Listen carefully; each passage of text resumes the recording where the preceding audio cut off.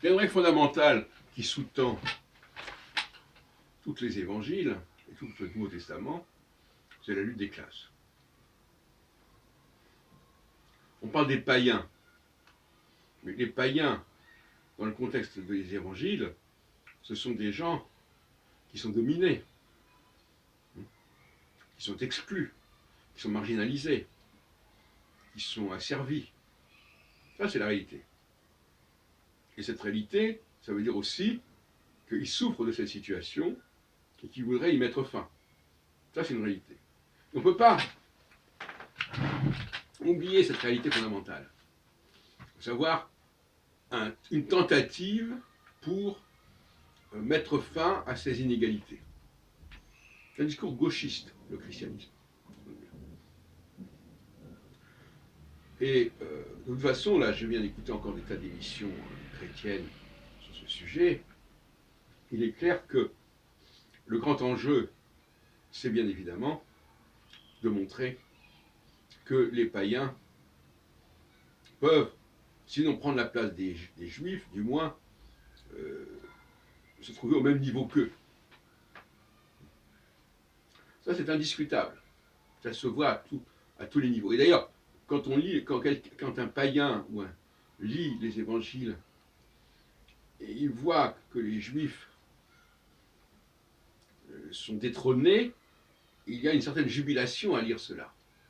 C'est d'ailleurs peut-être probablement un des plaisirs majeurs de la lecture des évangiles que cette jubilation. De voir tomber les juifs parce qu'ils auront démérité. Et la nouvelle alliance, parce que le Nouveau Testament ça veut dire la nouvelle alliance veut dire même que, au fond, c'est une alliance qui n'a pas eu, qui n'est plus centrée sur les juifs. C'est ce qu'on laisse entendre. Mais par ailleurs, on nous dit, dans Jean chapitre 4, 22, le salut vient des Juifs. Alors, finalement,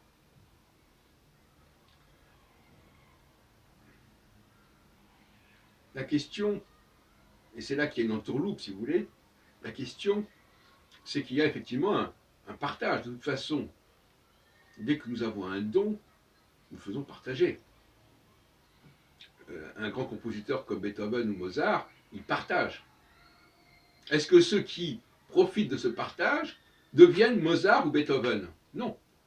Donc qu'est-ce que c'est que ce raisonnement sophistique qui dit, puisque vous avez donné à ceux-ci, puisque ceux-ci vous ont partagé, parce que finalement, il y a aussi des juifs qui ont voulu justement cette idée que les chrétiens puissent se rapprocher des juifs, pourquoi en arrive-t-on à l'idée que finalement,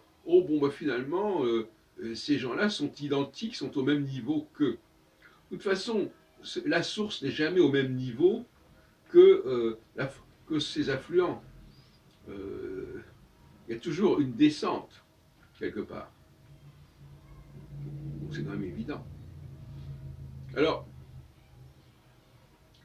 pourquoi il y a un malaise quand on écoute ces discours, ou même quand on lit dans le Nouveau Testament, on a un malaise, on ressent un malaise. On ressent une volonté comme ça de s'emparer de quelque chose qui appartient à l'autre, de trouver des prétextes pour le spolier. Et la spoliation, ça nous renvoie à la spoliation des Juifs pendant la Seconde Guerre mondiale.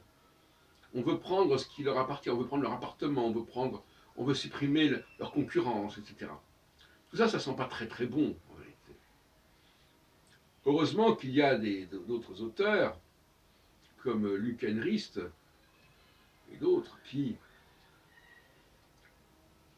ne mélangent pas tout, ne confondent pas tout. Ils reconnaissent qu'effectivement, les Juifs ont bien évidemment à donner quelque chose, mais c'est évident.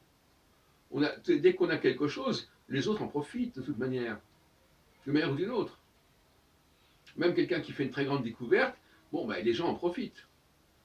C'est parce qu'ils en profitent qu'ils deviennent les égaux de celui qui a fait cette découverte. Ce serait dangereux de penser comme ça, Parce qu'à ce moment-là, on ne formerait plus personne. On dirait que tout le monde est capable de, etc. Non, il faut faire des sélections, bien sûr. Bon, enfin, en tout cas, je reviens à ce que je disais. Je disais, il ne s'agit pas de faire un seul peuple avec les juifs et les païens, comme j'ai entendu tout à l'heure encore dans un discours de québécois, parce qu'il y a beaucoup de Québécois qui parlent de ces sujets. Il ne s'agit pas de ça du tout. Cette façon, c'est une lecture complètement vicieuse du texte. Je suis obligé de le dire. Et c'est pénible de lire des choses pareilles.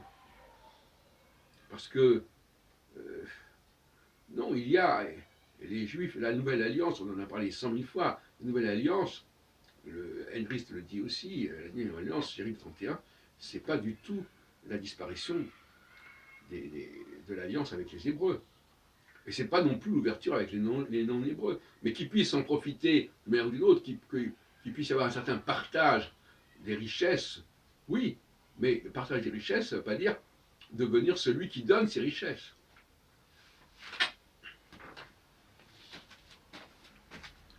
Et celui qui y a droit, au premier degré.